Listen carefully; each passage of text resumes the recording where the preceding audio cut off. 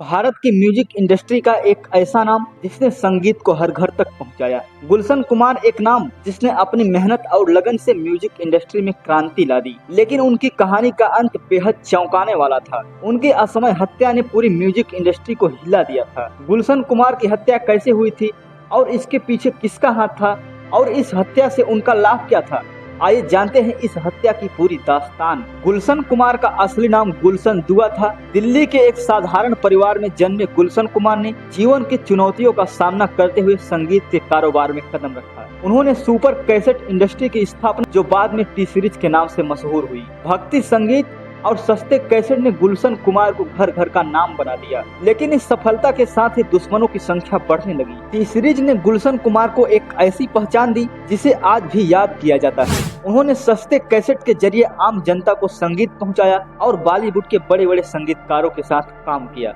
लेकिन उनकी बढ़ती सफलता ने अंडरवर्ल्ड की नजरें उन पर टिका दी।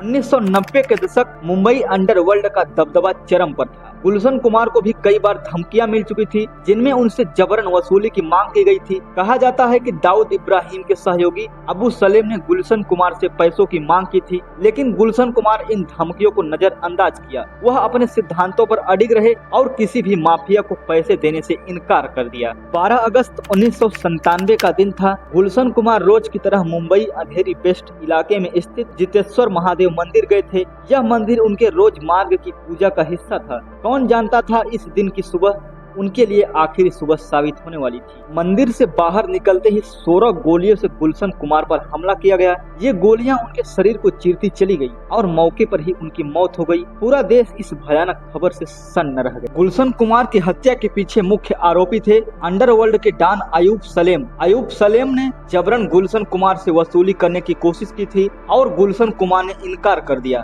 तो उसने हत्या का आदेश दे दिया था। पुलिस की जाँच में ये खुलासा हुआ कि माफिया के साथ मिलकर गायक नदीम सैफी, जो उस समय गुलशन कुमार के साथ काम कर रहे थे, उसे भी इस साजिश में शामिल किया गया। इस केस में सबसे बड़ा विवाद तब खड़ा हुआ जब संगीतकार नदीम सैफी का नाम सामने आया। कहा जाता है कि नदीम सैफी और गुलशन कुमार के बीच तनाव चल रहा था और इस विवाद ने हत्या की साजिश को जन्म दिया। हालांकि नदीम ने हमेशा इन आरोपों को नकारा और बाद में वो भारत से लंदन चले गए। इस हत्याकांड की जांच के दौरान कई गवाहों ने बयान दिए और पुलिस जांच में जुटी। आखिरकार 2002 में गुलशन कुमार के हत्या के मामले में अब्दुल रऊफ उर्फ दादा को दोषी पाया गया और उसे उम्र कैद की सजा दी गई। हालांकि इस हत्या के मुख्य साजिशकर्ता अयूब सलेम को तब तक कानून की गिरफ्त में नहीं लाया जा सका। गुलशन कुमार की हत्या से भारतीय संगीत जगत को बड़ा झटका लगा, लेकिन उनकी विरासत आज भी जिंदा है।